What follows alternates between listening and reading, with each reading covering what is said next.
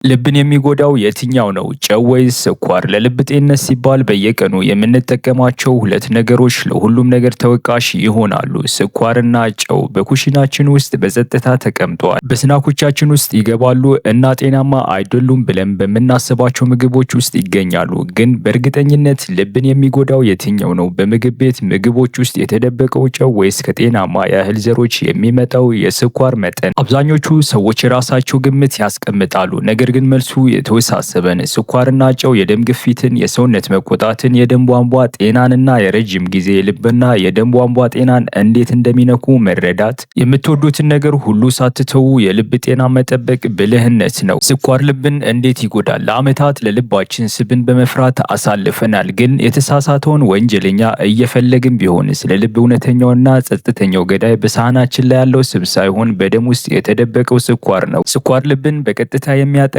በዚህ መንገድ ነው። አንደኛ፣ የደም ቧንቧዎችን ያቃጥላል። በደም ውስጥ ያለው ከመጠን ያለፈ ስኳር በደም ቧንቧዎች ስስ ሽፋን ላይ ጥቃቅን ስንጥቆችን ያስከትላል። ሰውነት እነዚህን ስንጥቆች በኮሌስትሮል ይሸፍናቸዋል። ይህም የደም ቧንቧዎችን የሚያጠቡና የደም ግፊትን ከፍ የሚያደርጉ የተቃጠሉ የደረቁ የደም ቧንቧዎችን ይፈጥራል። ሁለተኛ፣ ሜታቦሊዝምን ይዘጋል። ጉበት ስኳርን ፕሮሰስ በማድረግ ሲጨናነቅ ወደ ስብ መለወጥ ይጀምራል። ይህ ስብ ወደ ደም ውስጥ ይገባል። ይህም ትራይግላይሰራይድን በእጅጉ ይጨምራል። ይህም በቀጥታ ለልብ በሽታ አስተዋጽኦ የሚያደርግ አደገኛ የደም ስብ ነው። ሶስተኛ፣ ደምን የሚጣበቅና የሚረጋ ያደርገዋል። የስኳር ሞለኪውሎች ከቀይ የደም ሴሎችና ከፕሮቲኖች ጋር ይጣበቃሉ። ይህም የፍሰት አቅማቸው ይቀንሳልና የመርጋት እድላቸው ይጨምራል። ይህም የልብ ድካምና የስትሮክ አደጋን ይጨምራል። ግን በጣም አስደንጋጭ የሆነው ይኸውና መልስ የሚሻ ነገር፣ ከሁሉም በላይ የደም ቧንቧ ግድግዳዎችን የሚያበላሽ የስኳር አይነት የትኛው ነው? እና በምትወዷቸው ጤናማ ምግቦች ውስጥ የት ነው የተደበቀው? መራራው እውነት ከእያንዳንዱ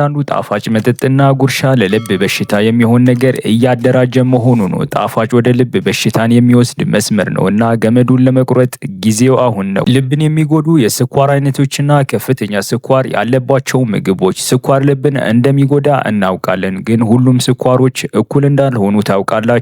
በጣም አደገኛው የስኳር አይነት ቡና ውስጥ የሚጨመረው ነጭ ስኳር አይደለም። ለልብ እውነተኛው ወንጀለኛ አድድ ፍሩክቶስ ነው። በሃይ ፍሩክቶስ ኮርን ሲረፕ እና ስኳር ውስጥ የሚገኝ ነው። ለሰውነታችን ነዳጅ ከሚሰጠው ከግሉኮስ በተለየ ፍሩክቶስ በጉበት ውስጥ ሙሉ በሙሉ ይሰራጫል። ከዚያም ትራይግላይሰራይድን ከፍ በማድረግ የደም ቧንቧን በሚዘጉና እብጠትን በሚያስከትሉ ወደ አደገኛ ስቦች ይለወጣል። ይህን የተደበቀ ልብን ለአደጋ የሚዳርገው ስኳር የሚገኘው ስኳር የበዛባቸው የለስላሳ መጠጦችና ጭማቂዎች፣ ፕሮሰስ የተደረጉ ስናኮችና ከረሜላዎችና ጣዕም ወይንም ፍሌቨር ያላቸው እርጎች ውስጥ የተደበቁ ተንኮለኞች ናቸው። ግን በጣም አሳሳቢው እውነት ይኸውና፣ ከአንድ ከረሜላ የበለጠ ይህንን ጎጂ ስኳር የሚይዘው አንድ ጤናማ ምግብ ምንድን ነው? የልባችን ክፉ ጠላት በሚታይ ቦታ ተደብቆ ሊሆን ይችላል። ለልብ ጤንነት የሚመከረው የዕለታዊ የስኳር መጠን። ለልብ ደህንነቱ የተጠበቀ የስኳር መጠን በጣም ትንሽ ከመሆኑ የተነሳ ሊያስደነግጥ ይችላል። ጣፋጭ የሚወዱ የአካል ክፍሎች ተጨማሪ ሊፈልጉ ቢችሉም ልብ ግን የተወሰነውን ብቻ ነው የሚፈልገው። ለበለጠ የልብ ጤንነት እንደ አሜሪካ የልብ ማህበር ያሉ ዋና ዋና ድርጅቶች የሚመክሩት ለሴቶች በቀን 25 ግራም ወይንም 6 የሻይ ማንኪያና ለወንዶች በቀን 36 ግራም ወይንም 9 የሻይ ማንኪያ መብለጥ የለበትም። ይህን ግምት ውስጥ ለማስገባት አንድ ጠርሙስ ለስላሳ ውስጥ ብቻ 39 ግራም ሊይዝ ይችላል። ይህም የሙሉ ቀን በጀትን በደቂቃዎች ውስጥ ይጨርሰዋል። ግን በጣም የሚያስፈራው ነገር ይኸውና፣ የፍራፍሬ ስኳርና የተጨመረ ወይንም አድድ ስኳር ሰውነታችን በፍጹም በተለየ መንገድ እንደሚያስተናግድና አንደኛው ደም ወሳጅ ቧንቧዎችን አሁን በዝምታ እየጎዳ እንደሆነ ብነግራችሁስ? የሶዳ መጠጥ በልብና የደም ዝውውር ስርዓት ላይ ጦርነት ያውጃል። ጨውስ ልብን እንዴት ይጎዳል? ጨው ለፊዚዮሎጂያዊ ተግባር አስፈላጊ ቢሆንም የልብና የደም ስር ኢንፌክሽኖችን በዋነኝነት በደም ግፊት በኩል ያከናውናል። ከፍተኛ ጨው መመገብ ለደም ግፊት ዋነኛ መንስኤ ነው። በዓለም አቀፍ ደረጃ ለስትሮክና ለልብ ድካም ዋነኛው ምክንያት ነው። ጨው ጸጥ ያለ ጦርነቱን የሚያካሄደው በዚህ መንገድ ነው። አንደኛ፣ የደም ዝውውር ስርዓትን ወደ ከፍተኛ ግፊት ሃይድሮሊክ ስርዓት ይለውጠዋል። ጨው ሰውነታችን ውሃ እንዲይዝ ያደርጋል። ይህም ተጨማሪ ውሃ በደም ቧንቧዎች ውስጥ የሚፈሰው አጠቃላይ የደም መጠን ይጨምራል።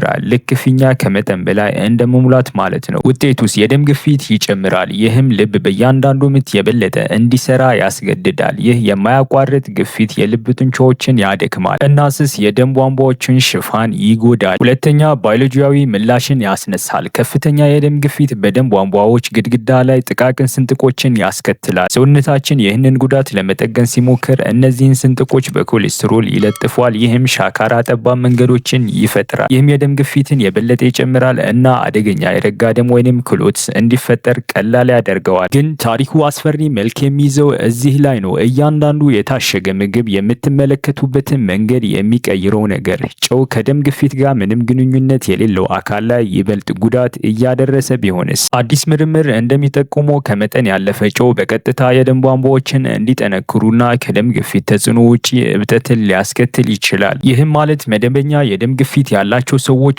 እንኳን ከጨው አወሳሰዳቸው ጋር ተያይዞ ጉዳት ሊያደርስባቸው ይችላል። በጣም አስደንጋጭ የሆነው ክፍል በአመጋገባችን ውስጥ ያለው ጨው 75% የሚሆነው እኛ በቀጥታ ምግብ ውስጥ የምንጨምረው አይደለም። በተቀነባበሩ ምግቦች፣ በዳቦና በፍጹም በማንጠብቀው ጣፋጭ በሚመስሉ ምርቶች ውስጥ ተደብቋል። ልባችን እኛ ከምንጨምረው ጨው ጋር ብቻ እየተዋጋ አይደለም፣ ከምንመገበው ከእያንዳንዱ የታሸገ ምግብ ውስጥ ካለው ከማይታየው ጠላት ጋር እየታገለ ነው። ከፍተኛ ጨው ያለባቸው ምግቦች ጨው የት እንደተደበቀ ታውቃላችሁ?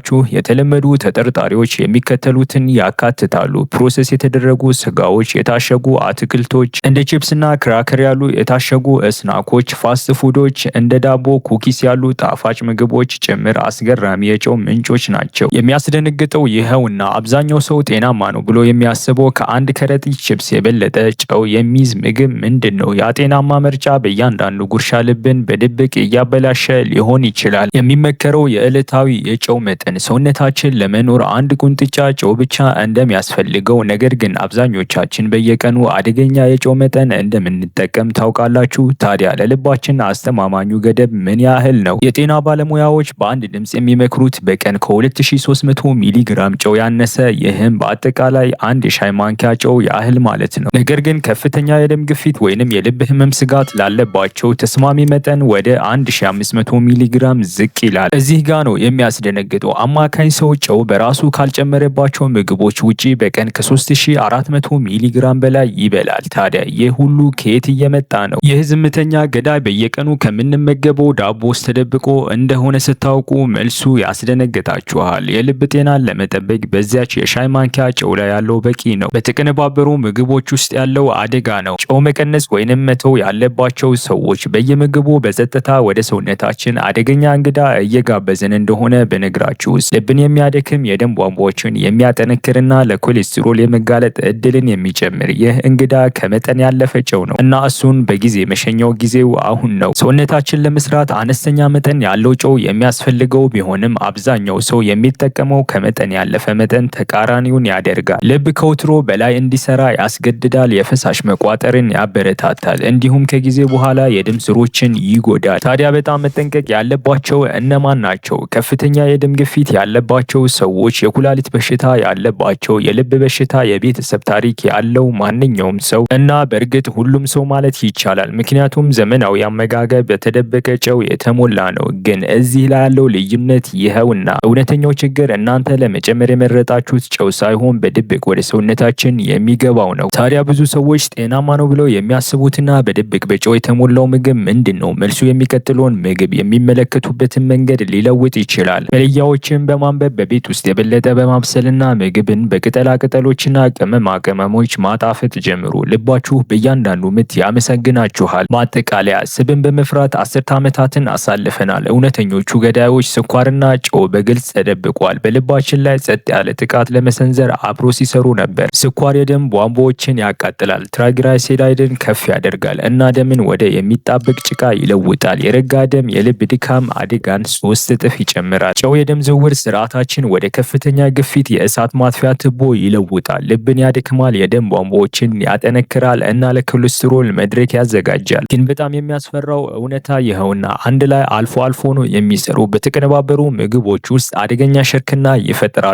ስኳር ጨውን የሚሸፍንና ጨው ደግሞ የስኳር ሱስ አጥብቆ የሚጨምርበትን። ሆኖም ይህ የሚሊዮኖችን ልብ ሊታደግ የሚችል ወሳኝ ያልተመለሰ ጥያቄ፣ ስኳርና ጨው በአንድ ላይ በዚህ መጠን ጎጂ ከሆኑ ማቆም ፈጽሞ የማይቻል በሚያስመስል መልኩ ሁለቱንም በአንድ ላይ የሚጠቀም የምግብ ምድብ ምንድን ነው? መፍትሄው የተወሳሰበ አይደለም። እውነተኛ ምግብ አዘጋጁ። ለማጣፈጫነት ቅመማ ቅመሞችን ተጠቀሙ። እያንዳንዱ መለያ አንብቡ። የልባችሁን ጤና ለመጠበቅ የሚያስችል ነገር በኩሽናችሁ ውስጥ ነው። በሚቀጥለው ቪዲዮ እንገናኝ። ጤናማ ምግብ መመገብ የህይወት መሰረት ነው።